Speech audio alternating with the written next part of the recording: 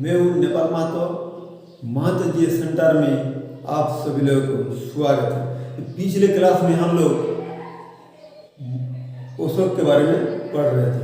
तो चंद्र देखिए मौर्य वंश, तो मौर्य वंश का संस्थापक था चंद्रगुप्त मौर्य, और चंद्रगुप्त मौर्य का बेटा का नाम था बिंदुसार।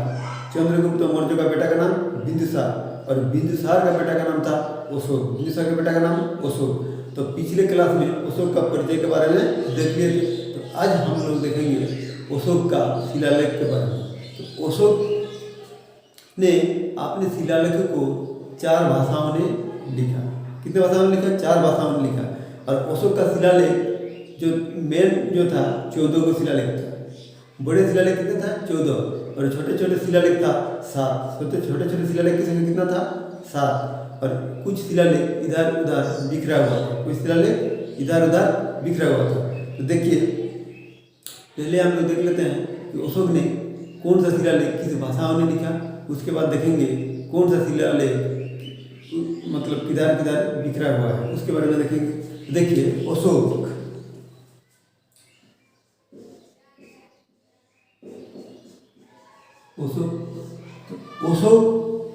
ने शिलालेखों को कितने भाषाओं में लिखा? तो 4 भाषाओं में लिखा था। और अशोक का शिलालेख को हेंथेलार ने देख के नेगलेक्ट कर दिया था। यानी कि हेंथेलार ने देखा था और उसको क्या किया? नेगलेक्ट कर दिया था। और बाद में अशोक का शिलालेख को जेम्स प्रिसेप ने पढ़ा था। सबसे पहले किसने पढ़ा? जेम्स प्रिसेप। देखिए हेंथेलार ने क्या किया था? तो हेंथेलार ने 1750 में क्या किया था? नेगलेक्ट कर दिया। क्या किया था? ताकि कौन सी चीज है ये सब फेंक दीजिए बोल क्या किया? नेगलेक्ट कर दिया। अशोक का शिलालेखों को नेगलेक्ट किसने किया था? हेंथेलार ने किया था। और सबसे पहले किसने पढ़ा? तो जेम्स प्रिसेप ने पढ़ा था। किसने पढ़ा था? तो जेम्स प्रिसेप ने पढ़ा था। किसने पढ़ा था? जेम्स प्रिसेप ने पढ़ा था। कब पढ़ा था बाबू? तो 1837 ईस्वी में पढ़ा था। कब पढ़ा था? 1837 ईस्वी में। और 1750 ईस्वी में देख के क्या किया? हेंथेलार ने नेगलेक्ट कर दिया था। और जबकि जेम्स प्रिसेप ने 1837 ईस्वी में क्या किया था? अशोक के शिलालेखों को सबसे पहले पढ़ा था। तो अशोक ने अपने शिलालेखों को 4 लिपि में लिखा। कितने लिपि में लिखा? 4 लिपि में लिखा। तो भारत में ब्राह्मी लिपि में लिखा। कौन सी लिपि में? ब्राह्मी। देखिए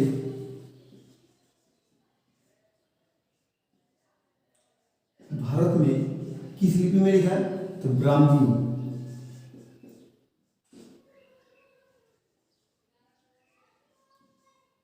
भारत में ब्राह्मी लिपि में लिखा था। जबकि पाकिस्तान में देखेंगे तो पाकिस्तान में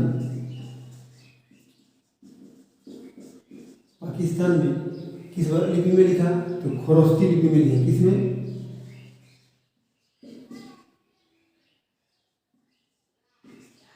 खरोष्ठी। पाकिस्तान में खरोष्ठी। और अफगानिस्तान में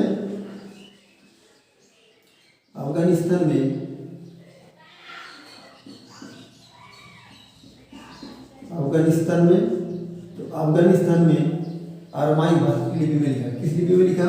तो अरमाइक लिपि में लिखा। अरमाइक लिपि में लिखा। अफगानिस्तान में किस लिपि में लिखा? अरमाइक। और ग्रीस देश में किस लिपि में लिखा? तो ग्रीक में किस लिपि में लिखा? तो ग्रीक लिपि में लिखा। किस में लिखा? तो ग्रीक। पहले ग्रीक जो देश था इसको पहले यूनान कहा जाता था। यूनान। तो उसके आसपास में जो लिपि में लिखा था, किस लिपि में लिखा था? ग्रीक लिपि में लिखा था। तो अशोक ने शिलालेख लिखते समय यानी कि अभिलेख लिखते समय लैंग्वेज पे काफी ध्यान दिया था। कैसे? देखिए अगर मान लीजिए हम लोग का यहाँ वेस्ट बंगाल का ही किसी ने बंगाली में कोई किसी भी शिलालेख लिखेगा और कर्नाटक में जाके क्या कीजिएगा? कर्नाटक में जाके प्रचार कीजिएगा।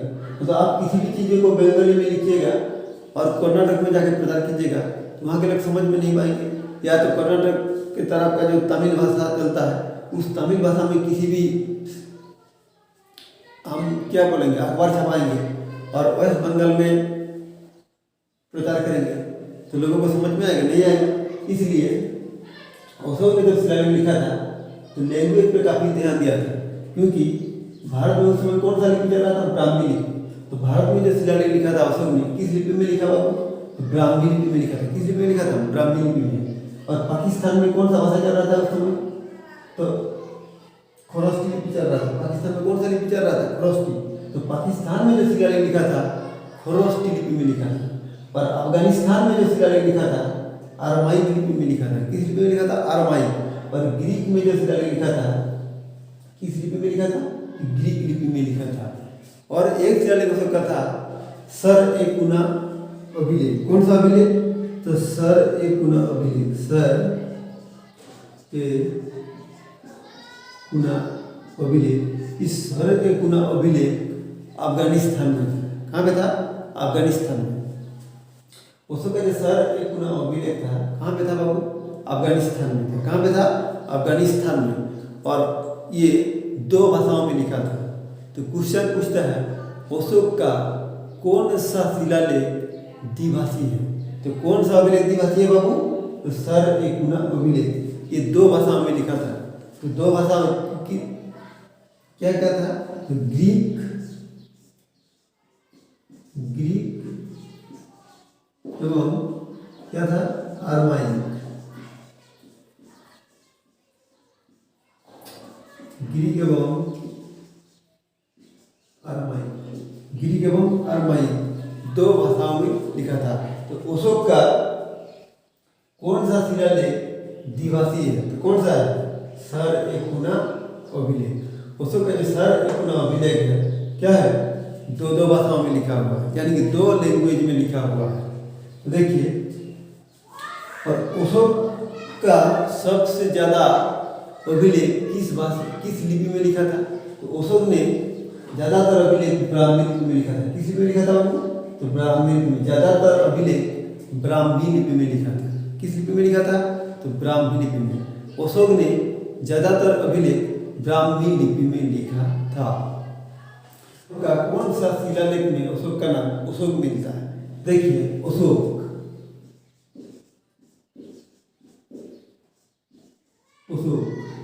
अशोक नाम 4 जगहों में मिलता है। कितनी जगह में मिलता है, तो 4 जगहों में मिलता है। अशोक का नाम अशोक 4 जगहों में मिलता है। कहाँ कहाँ, तो गुर्जरा,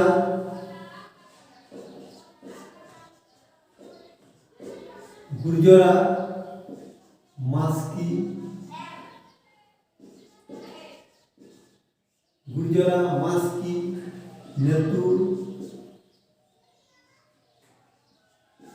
नेतुर और गुर्जरा, मास्की, नेतुर और उदयगला।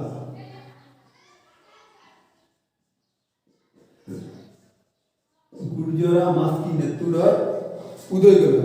अशोक का नाम अशोक 4 जगह पे लिखा हुआ था। कहाँ कहाँ लिखा हुआ था, तो गुर्जरा, मास्की, नेतुर और उदयगला। गुर्जरा जो था ये मध्य प्रदेश में था, और मास्की, नेतुर, उदयगला जो था ये कर्नाटक में। कहाँ पे था,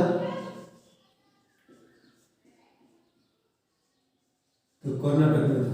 मास्की, नेतुर और उदयगला कर्नाटक में था, जबकि गुर्जरा जो था मध्य प्रदेश में था। कहाँ पे था, मध्य प्रदेश। देखिए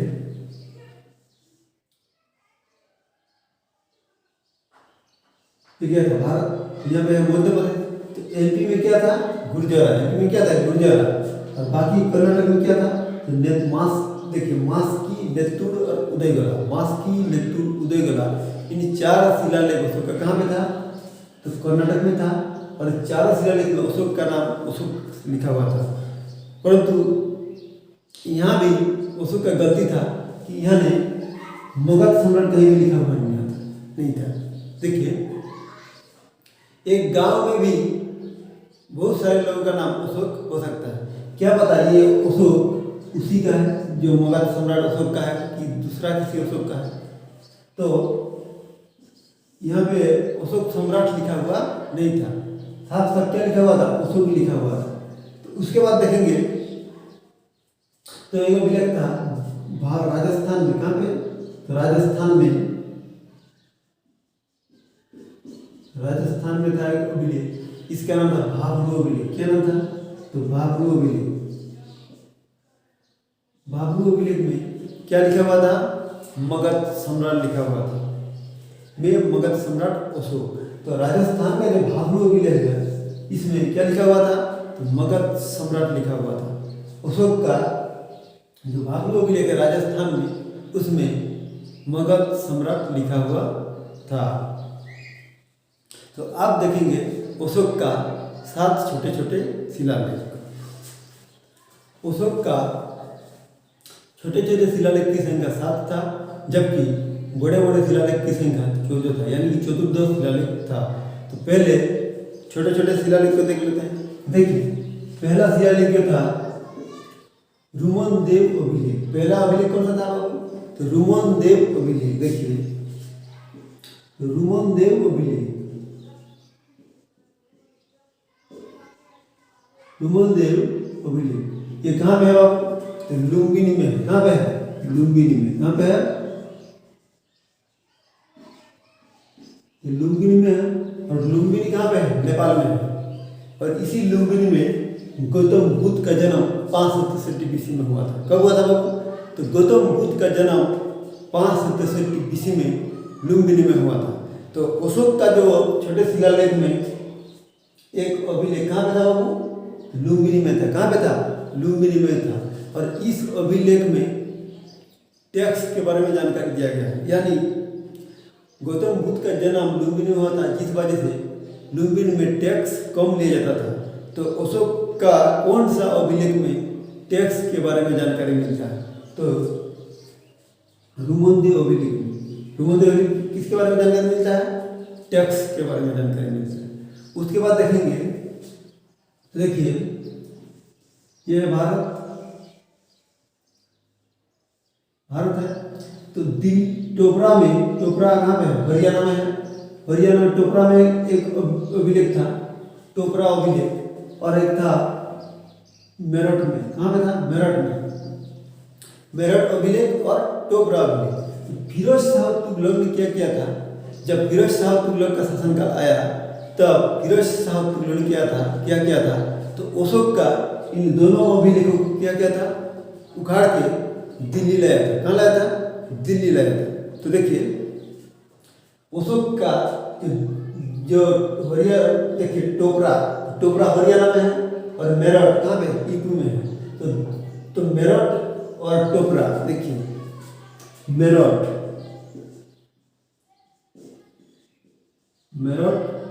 और टोपरा इन दोनों को क्या किया था, तो फिरोज शाह तुगलक ने दिल्ली लाया था। किसने दिल्ली लाया था, तो फिरोज शाह तुगलक ने। फिरोज शाह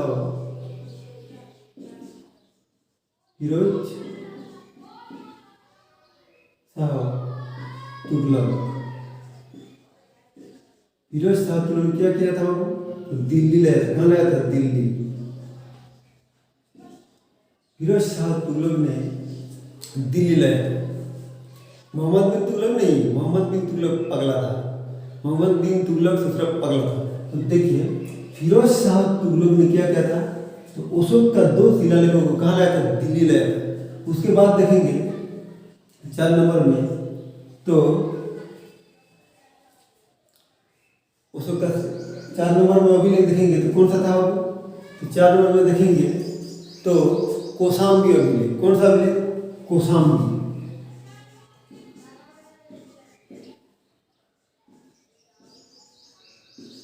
कौशाम्बी अभिलेख।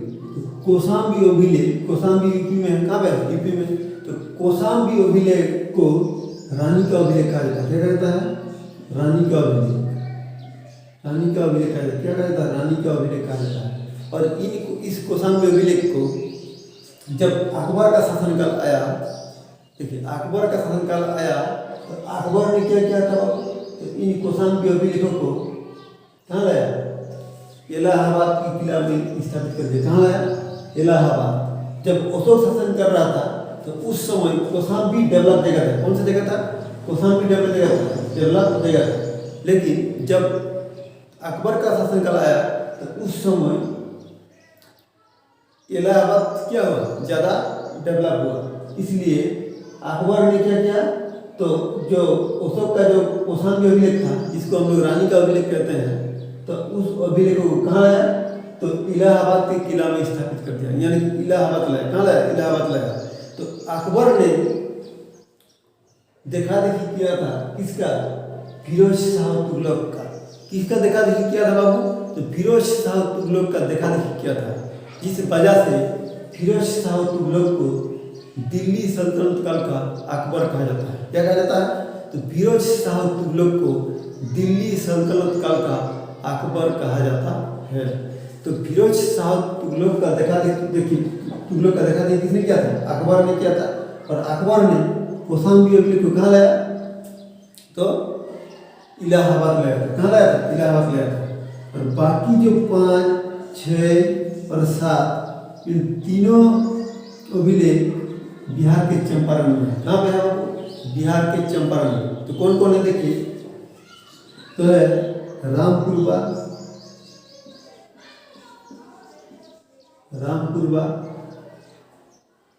लोरिया ओरेराज,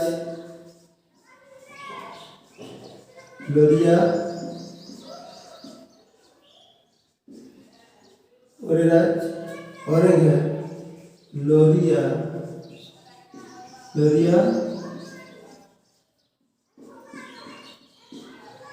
नंदनगढ़। लोरिया नंदनगढ़ और रामपुरवा, इन तीनों के तीनों कहाँ पे है? तो बिहार के चंपारण में। कहाँ पे है? बिहार के चंपारण में। तीनों के तीनों बिहार के चंपारण में। अशोक का छोटे छोटे 7 शिलालेख देख लीजिए। अब नेक्स्ट क्लास में हम लोग अशोक का बड़े बड़े शिलालेख के बारे में पढ़ेंगे।